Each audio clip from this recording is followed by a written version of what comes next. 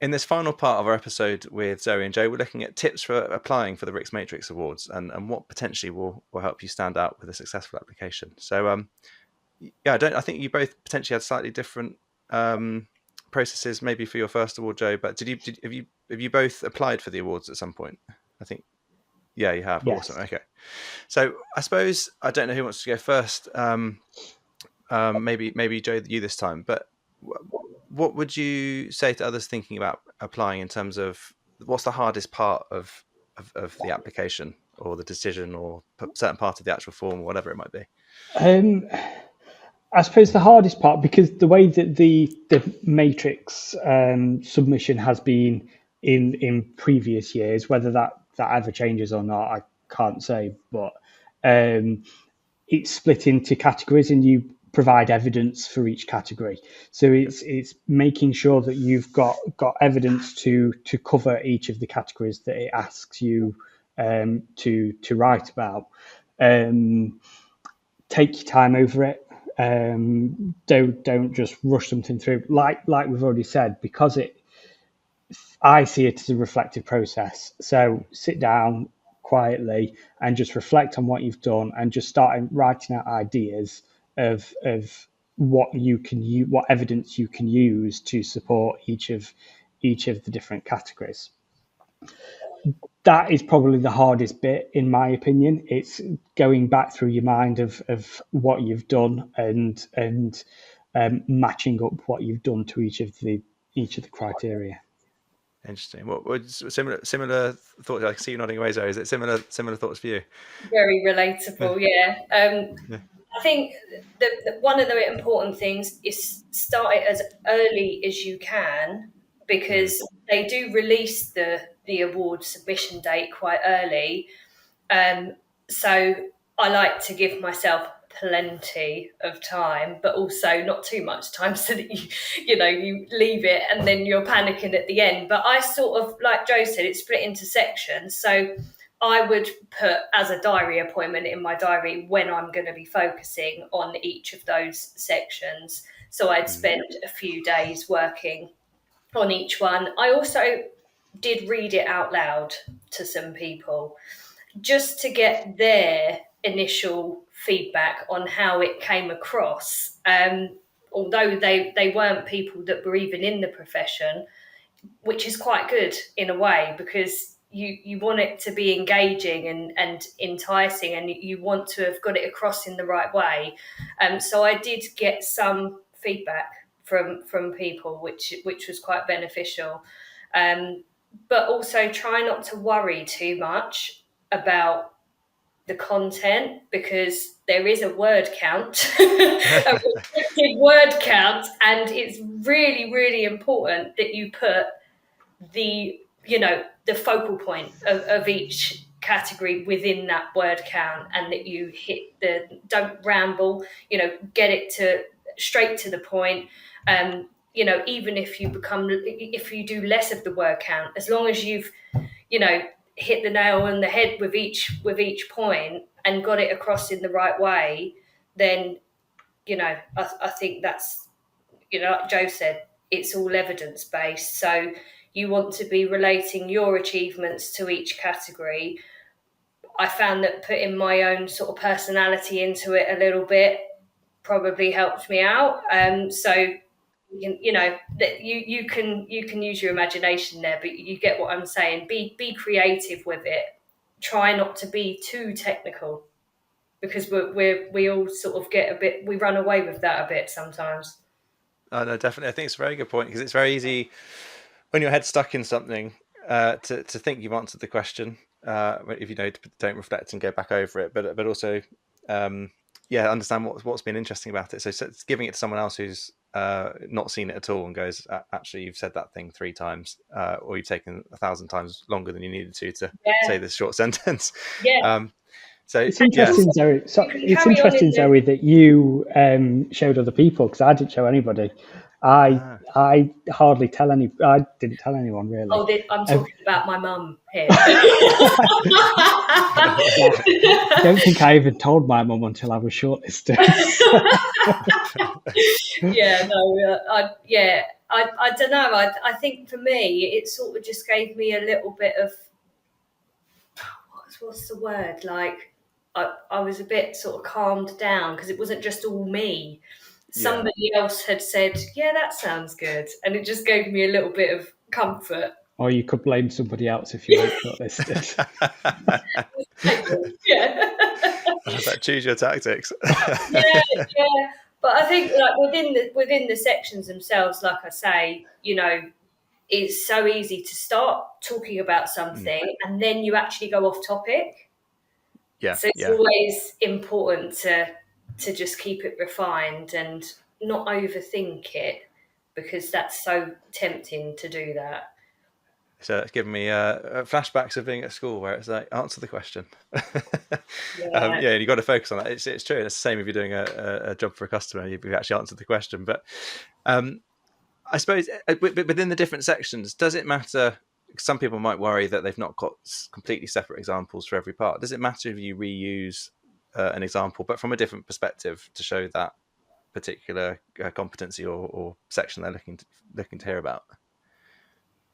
I wouldn't say so. No, as long as you can talk about it and relate it to the section that you're writing about, then it doesn't matter if you've not got that many examples.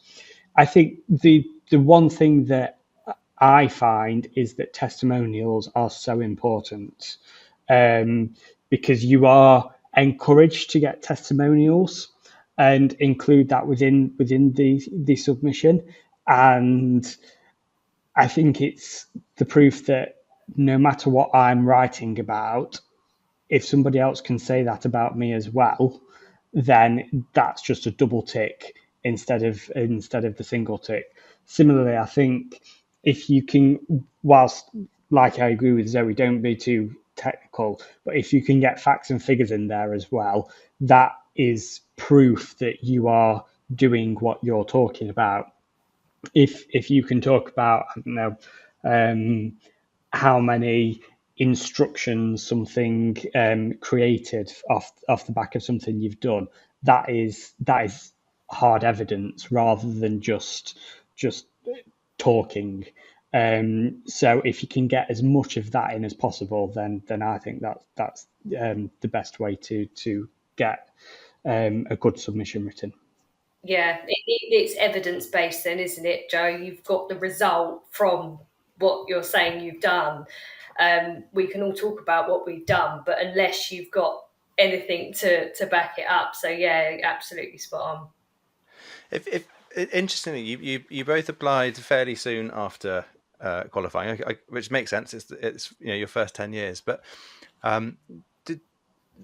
for anyone that's maybe only sort of been qualified for 1 year, 2 years, I suppose there might be a fear you haven't got enough yet to put in the different sections. How detailed or how spectacular do the examples have to be and evidence based to be able to apply? Do you need to wait a few years to be able to build up that evidence, or actually is it surprising how quickly you might not realize you built up that base? Well, actually, I started my experience from when I was a hairdresser. Awesome. Yeah. So I went back to when I was 15 and I incorporated how that, led to what I do now and the things that I took from that, because I'd actually won awards in that industry. So, sometimes you think outside the box. You don't just have to keep it surveying related. And although I didn't qualify until 2 years before I submitted, I was still working within surveying companies before that. So there was a journey to tell. So even if you've qualified and 2 years later you're thinking, oh, shall I? And then before that you was in marketing, what can you bring from all of your work experience and relate it to what you do now? Because we've all got previous work experience that contributes to why you started surveying in the first place and then how you've managed to build on that since. Definitely. Any thoughts from you, Joe? Yeah, I mean, when I won the award in 2019, I'd only been qualified 6 months. So I think that just goes to show that you don't have to wait a couple of years. Like Zoe said, I focused a lot of my submission at that point on what I'd done, because I did the 2 year structured training in a surveying firm. So I did have 2 years of experience before qualifying to talk about, and before that I'd done admin work in the same firm. So I'd got plenty of years worth of experience. And like one of the categories in the awards at the minute is the Apprentice of the Year. A lot of the apprentices aren't qualified yet, but are going through the apprenticeship. So it's not a hard and fast, you must have been qualified a certain amount of time before there's any way you could have got the experience. The fact is, a lot of these awards, like the Matrix Awards and many others, are judged anonymously. So it doesn't matter sort of where you are in terms of how many years of experience you've got, as long as you've got some quality evidence that you can use, then it's great. Yeah, very good point. I think it's overall been a very interesting episode, and thank you both for coming on. I suppose as a parting piece to leave with, what are your top tip or top couple of tips, either for the application or maybe just even for going to the awards night? Maybe you're not even a nominee, but if either the awards night or the application, have you got any tips on how to get the most out of it? Yeah, I would say take your time with it. Believe in yourself. Don't worry about anything else other than what you're doing, and just enjoy it as well. Try not to worry too much. Just enjoy the process. Enjoy, even if you're just going to the awards, like you say, enjoy that environment and get to know how that feels. And yeah, just if anyone is looking to go for it, just go for it, because it's a great experience. Even if you don't win, it doesn't matter. Ultimately, you've still achieved something. So yeah, that's what I would say. A nice parting words. Anything from you, Joe? Yeah, I was just thinking of the term before you said it, enjoy the process, because I think that is the key to it. Just reflect on what you've done, enjoy writing about what you've done, enjoy getting testimonials from people who will tell you that you've done well, and then just go and have a brilliant night, whether you are shortlisted, whether or not you're just there to attend. It's a highly inspirational night all around, and just enjoy it. Definitely. Well, lovely final words from you both. Thank you very much for coming on today and sharing your thoughts, and look forward to catching up again soon. Thanks for having us.